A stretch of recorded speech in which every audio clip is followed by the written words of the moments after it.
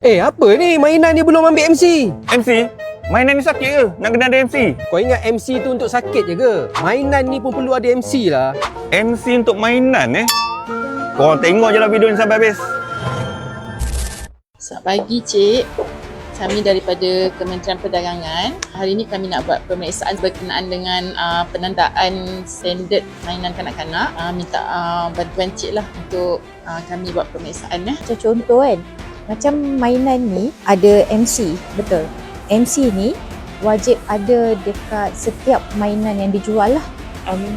Memang ada lah. So pastikan setiap mainan tu wajib ada sebab memastikan keselamatan kanak-kanak tu terjamin lah. Permis ni ada banyak kedai 2 je lah. Pastikan juga yang satu lagi kedai tu pun mematuhi lah standard keselamatan ni, bagi tahu dekat bos juga. Mainan kanak-kanak ni ada standard keselamatan. Standard keselamatan yang MC ni wajib ada dekat mainan kanak-kanak untuk memastikan keselamatan mainan kanak-kanak terjamin. So pastikan ibu bapa dekat luar beli mainan yang ada standard keselamatan MC ini. Okey, untuk maklumat semua, KPDA juga menguatkuasakan standard keselamatan mainan kanak-kanak.